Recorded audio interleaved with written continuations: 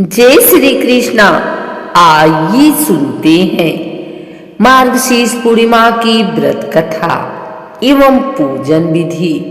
जैसा कि आप सभी जानते हैं, वर्ष में 12 पूर्णिमाएं आती हैं। हिंदी पंचांग के अनुसार पूर्णिमा महीने के अंतिम दिन को आती है, जिसके बाद दूसरा महीना शुरू हो जाता है। किंतु आज हम बात करेंगे मार्गशीर्ष माह की पूर्णिमा के बारे में, जो कि महीने की शुक्ल पक्ष की अंतिम दिन आती है। मार्गशीर्ष पूर्णिमा के व्रत में भगवान नारायण की पूजा का विधान है तथा जो कोई व्यक्ति श्रद्धा भाव से इस पूर्णिमा का व्रत रखता है, उसके सभी कष्ट दूर हो जाते हैं। ऐसे में आप भी मार्गशीर्ष की पूर्णिमा का व्रत रखते हैं तो हमारे द्वारा बताई गई कथा एवं पूजा विधि को सुनकर अपना व्रत पूर्ण कर सकते हैं। आइए सुनते हैं मार्गशीर्ष पूर्णिमा की यह कथा। आपको बता दें, सभी महीने की पूर्णिमाओं का महत्व अलग अलग होता है और मार्गशीर्ष मास की पूर्णिमा को बहुत पवित्र माना गया है, क्योंकि इस पूर्णिमा के बारे में स्वयं भगवान श्री कृष्ण जी ने बताया था और कहा था, संसार में यदि कोई स्त्री व पुरुष मार्गशीर्ष की पूर्णिमा का व्रत पूरे विधि विधान से करेगा, उसके सभी कष्ट दूर होकर सभी पापों से मुक्त हो जाएगा, अर्थात उसे मृत्यु के बाद वैकुंठ धाम की प्राप्ति होगी। हमारे हिंदू धर्म की पूर्णिमा का विशेष महत्व होता है, जिस कारण इसे पवित्र माना जाता है तथा व्रत वाले दिन भगवान कृष्ण जी की अर्थात विष्णु जी की पूजा का विधान है तथा रात्रि के समय चंद्रमा का पूजा करके अर्घ देकर आप अपना व्रत पूर्ण कर सकते हैं। आपको बता दें कि मार्गशीर्ष माह की पूर्णिमा को ही अगहन पूर्णिमा भी कहते हैं। इस दिन व्रत रखने वाले व्यक्ति को प्रातः ब्रह्म मुहूर्त में स्नान आदि करके सफेद रंग के वस्त्र धारण करें, जिसके बाद ओम नमो नारायण मंत्र का जाप करते हुए भगवान सूर्य को जल चढ़ाकर पीपल व तुलसी के पेड़ में पानी चढ़ाएं। इसके बाद चकोर, चांदनी तथा भगवान विष्णु जी या कृष्ण जी की मूर्ति की स्थापना करें, जिसके बाद मिट्टी का कलश स्थापित करें, उस पर नारियल का गोला रखें और 1 रुपये चढ़ाएं। अब इस चौकोर यज्ञ में अग्नि को स्थापित करें, जिसमें तेल, भूरा, घी आदि की आहुति दें।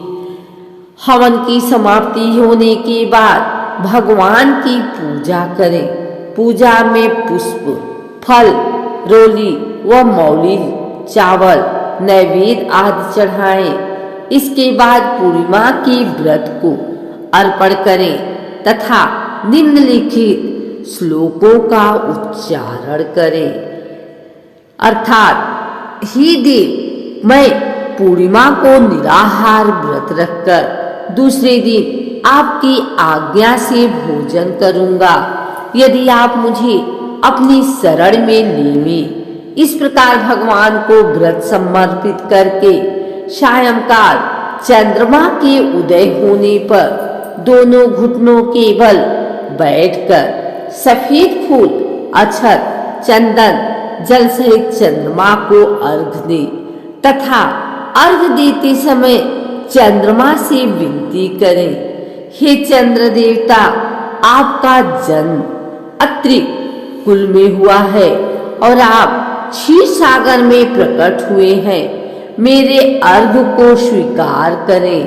चंद्रमा को अर्घ देने के बाद हाथ जोड़कर प्रार्थना करें, हे भगवान, आप श्वेत किरणों से सुशोभित हैं, आपको मेरा सत सत प्रणाम है। आप द्विजों के राजा हैं, आपको मेरा नमस्कार है। आप रोहिणी देवी के पति हैं, आपको मेरा नमस्कार है। इस प्रकार रात्रि होने पर भगवान की मूर्ति के पास शयन करें तथा दूसरे दिन सुबह ब्राह्मणों को भोजन कराएं और दान दक्षिणा देकर विदा करें। जिसके बाद गाय को रोटी देकर स्वयं भोजन ग्रहण करें। पुराणों के अनुसार एक बार देवर्षि नारद जी भगवान विष्णु जी के पास गए। उस समय नारद जी बहुत दुखी थे, क्योंकि उनसे मनुष्यों को कष्ट देखा नहीं जा रहा था, जिस कारण वे स्वयं भी दुखी व अति भावुक हो गए। नारद जी को इस तरह दुखी अवस्था में देखकर भगवान विष्णु जी बोले, हे देवर्षि, क्या हुआ, आप बड़े दुखी हैं। अपने प्रभु की बात सुनकर देवर्षि बोले, हे प्रभु, आप कोई ऐसा उपाय बताइए जिससे मनुष्य जाति का कल्याण हो सके।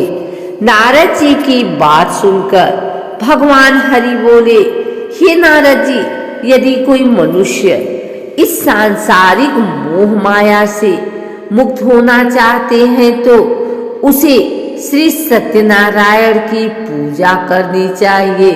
अर्थात संसार जो कोई भी व्यक्ति इस जीवन चरण जन्म मृत्यु चक्र से मुक्त होना चाहता है तो उसे मार्गशीर्ष की पूर्णिमा का व्रत का फल मिलना चाहिए।